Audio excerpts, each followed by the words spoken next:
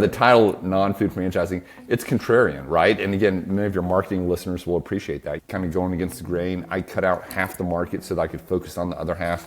And most people reach out to us saying, hey, we've never thought about some of these other industries, some of these other niches. It's so much fun to introduce them to in-home senior care, youth soccer, pet grooming, flooring, cabinets. I've got a business that provides temporary walls, like containment walls around renovation projects and construction sites, like an equipment rental business. I've got another one that's asphalt paving and line striping for parking lots.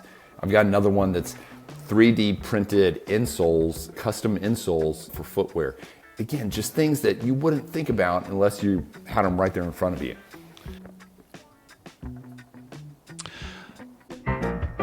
Welcome to another episode of From Startup to Wunderbrand with Nicholas Kuhner.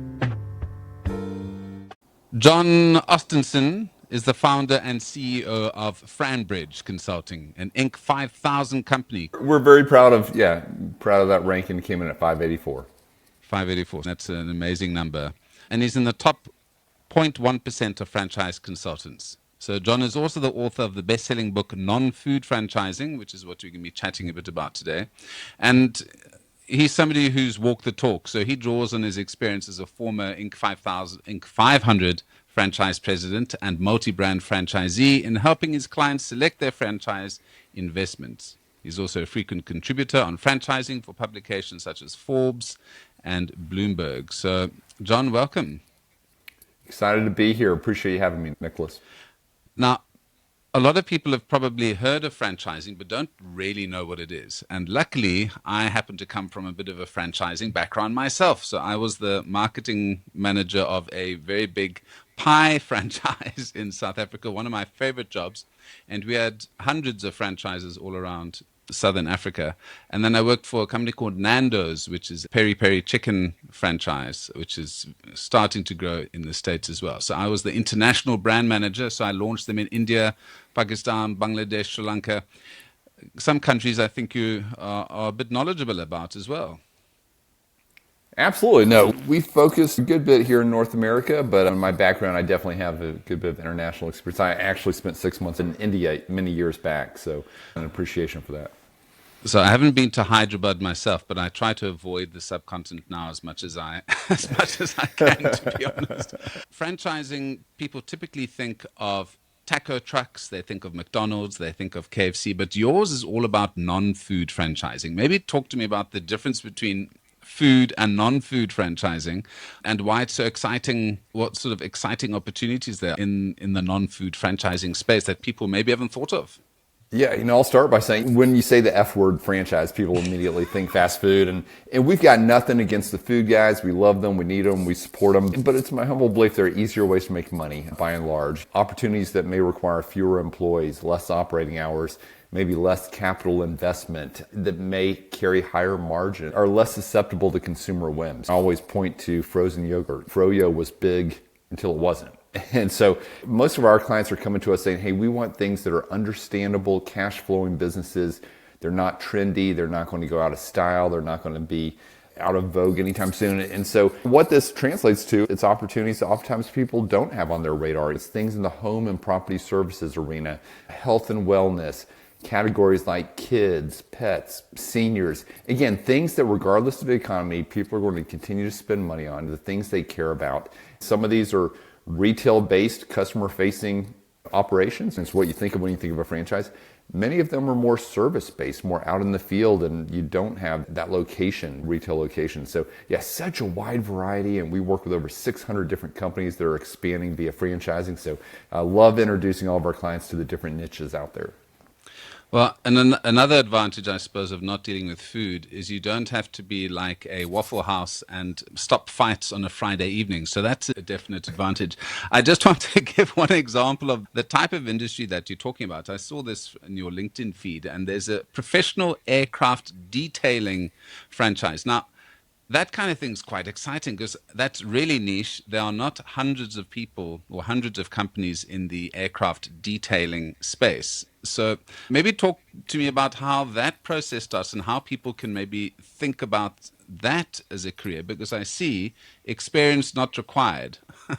Yeah. Well, first off, you've got to jump on it like yesterday because that one is selling incredibly fast. And candidly, that's our biggest challenge is the good opportunities are moving incredibly fast in good markets. So I had a client here in Atlanta where I'm based, a client that was speaking with the company, and then he learned that he was one of 25 people in their pipeline for the same territory. And he said, the odds aren't in my favor here. No, that's a perfect example of just a niche. Private aircraft, not every market's going to be the best market for it, but they've got all the demographic information to say, hey, this would be a great business in this market. It's a $15 billion space, but it's highly fragmented. And that's what we see across so many of these industries is that there are a lot of mom and pops type operations, but there's not a national brand that it's not so much the brand itself in some cases, but it's more of all of the support that goes around it. You'll appreciate this, the marketing side, being able to come in with a first-class white-collar marketing approach in a blue-collar industry, you're going to stand out. You're going to be differentiated. If you're answering the phone when it rings, if you got the technology for your estimates and giving quotes,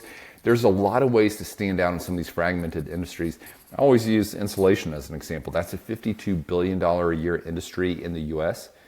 Most people can't name an insulation company, right? I mean, that's not, branding isn't the most important thing there. It's more of all of the support and the marketing that goes around it.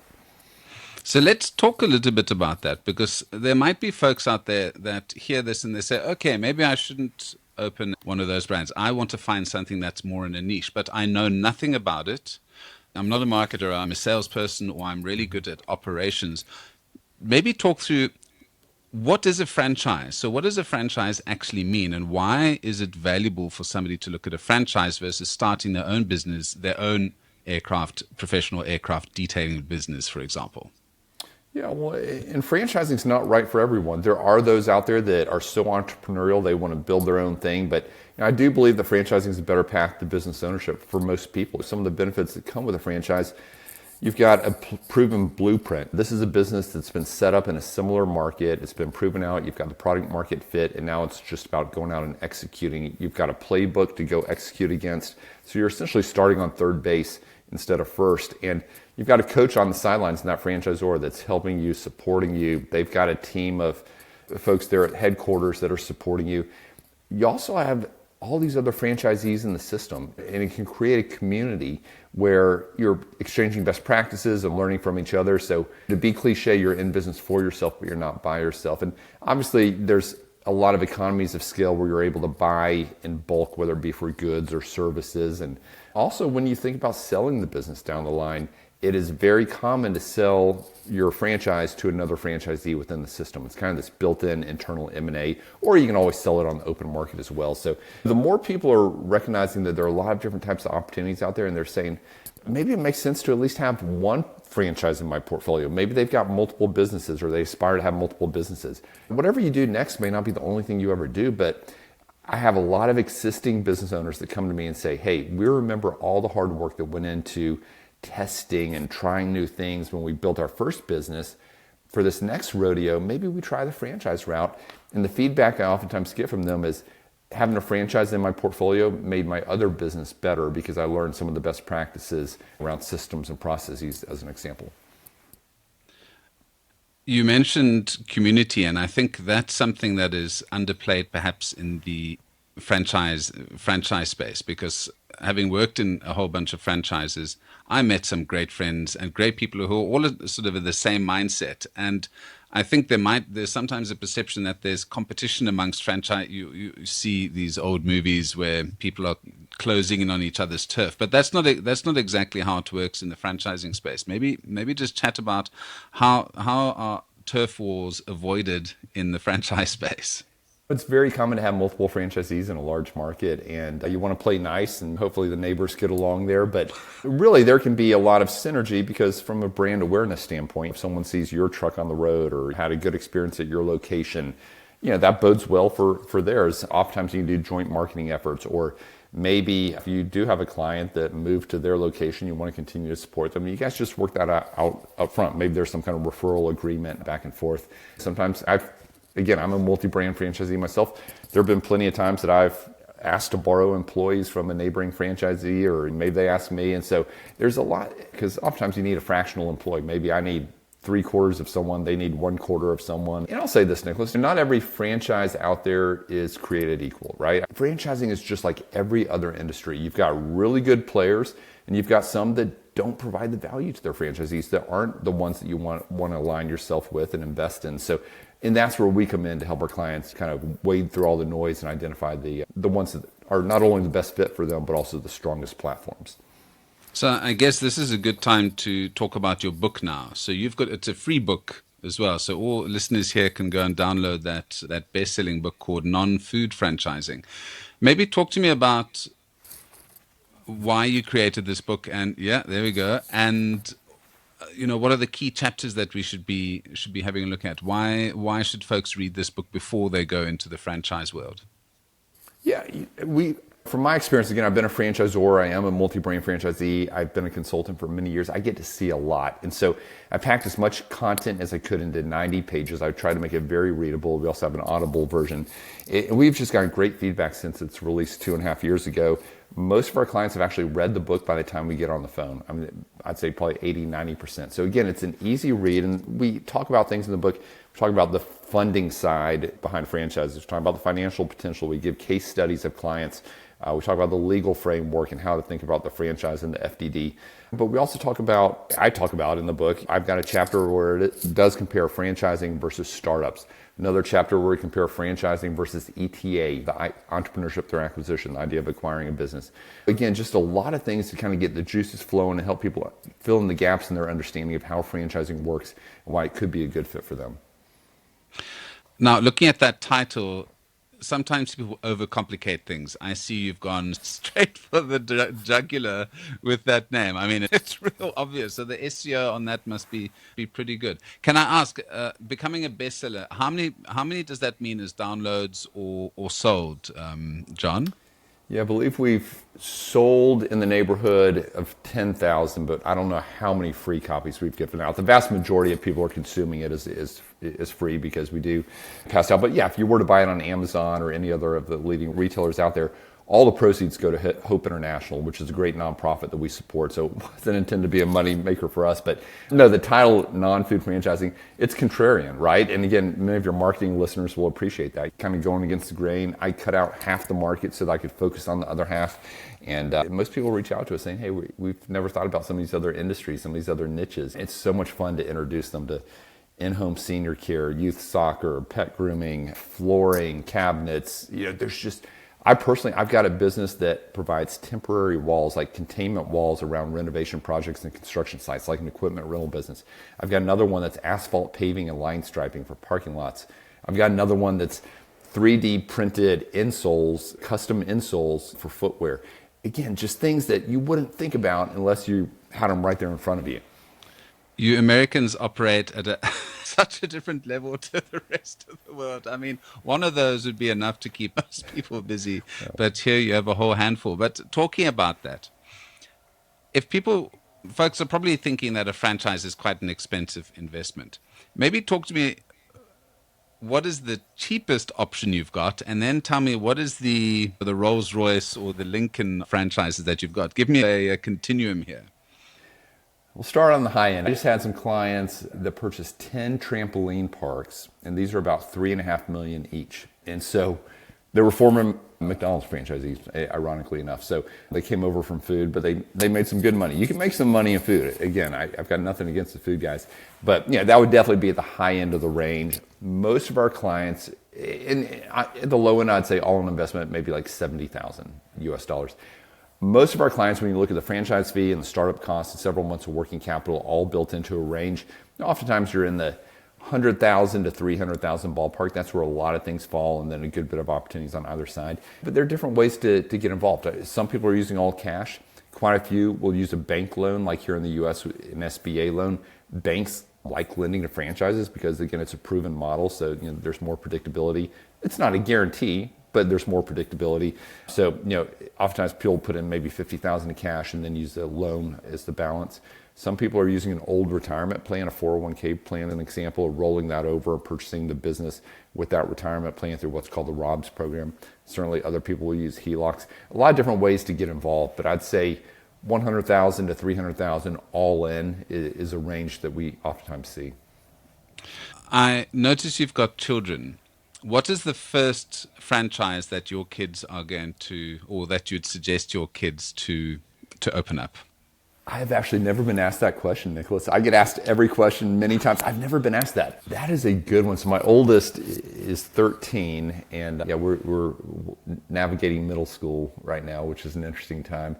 It would have to be something golf related. He's addicted to golf. We were out playing yesterday. He loves it, plays every day.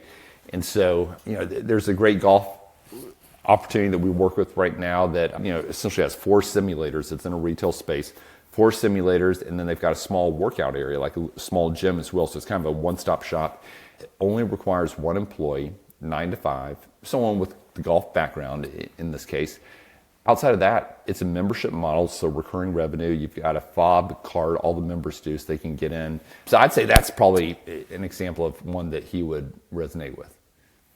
Because if you start out at that age, that's the first one. You can either buy another one of those or use that to bankroll the next one. And I think the smart guys are the ones if you can start young enough and find something that's not necessarily sexy. That's quite a nice one, the golf, and you can go and enjoy it yourself. But there are other franchise opportunities that you can get into that have got sort of low barrier to entry, where you don't need to be on site and do all the work. And I think that's another challenge folks are looking at. Is part of the reason they want to have a franchise is because they don't want to be in the office all day. How do you, in your offerings from Fran Bridge Consulting, what is it that you do with customers when they come in? Do they always know what they want, or are you taking them through the process of saying, hey, here are your options, let's find the best fit for you?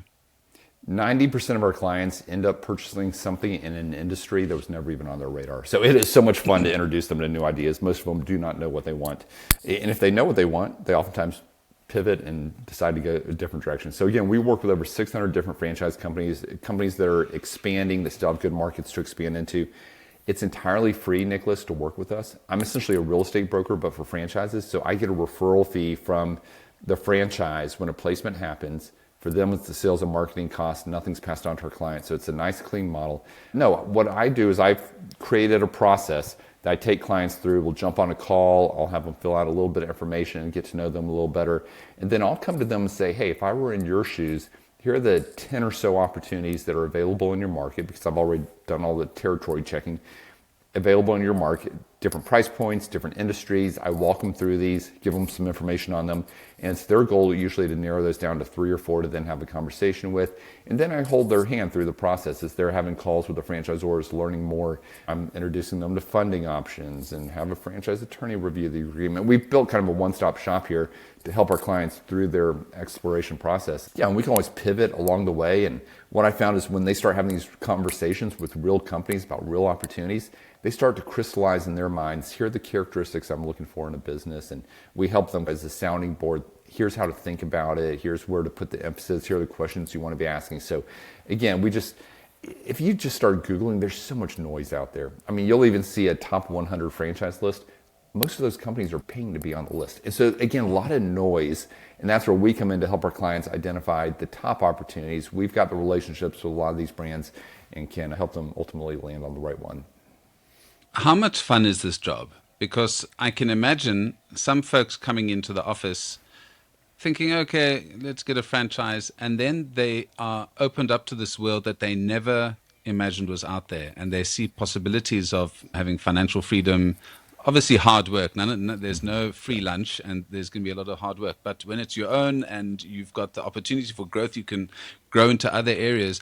Just talk to me about how you feel when you see people having that aha moment.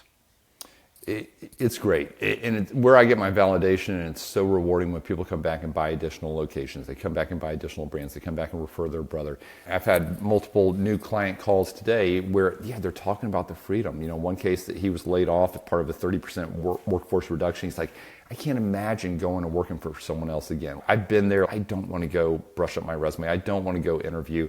So we get a lot of former corporate people, but we also get a lot of current business owners. We also get a lot of young entrepreneurs. such a variety of different backgrounds. And that's one of the things I love about franchising. When you can introduce a shared system, a lot of people with different backgrounds and different skill sets can plug in and kind of complement their skill sets with hiring the right person.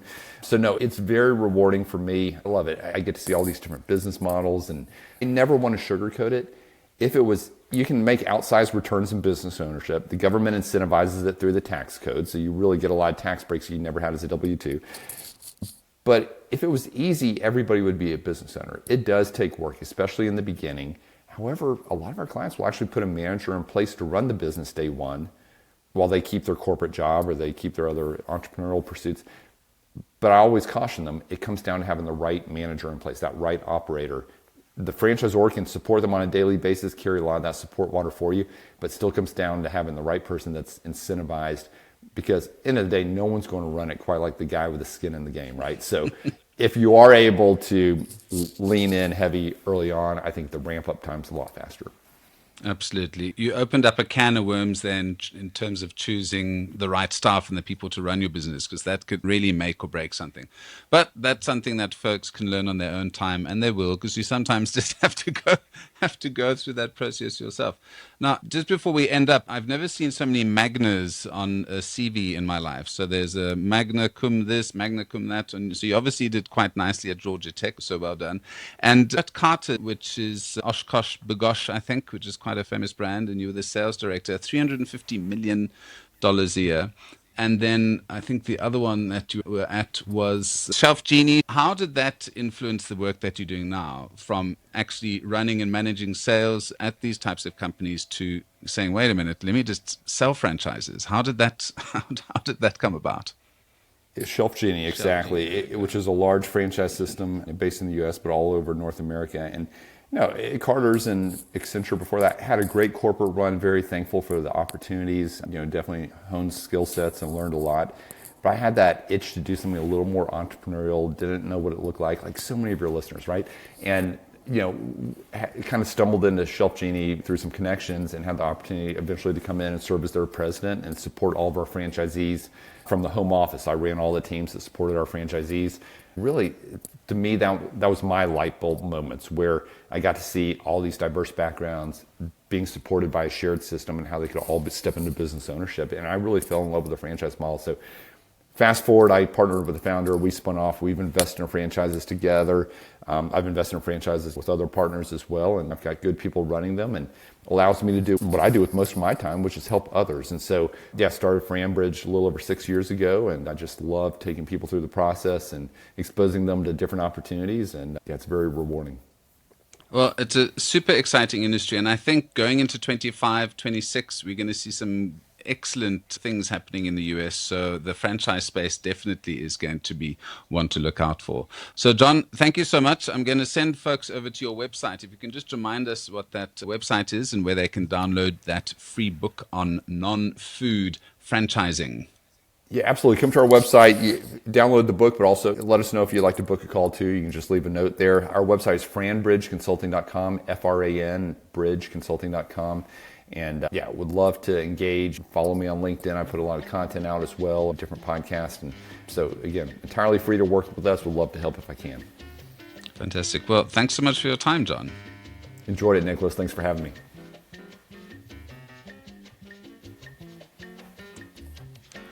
I really do appreciate your comments. So why not go and watch this live on YouTube? Or go to my website, kuhne.no, that's kuhne.no, for more information.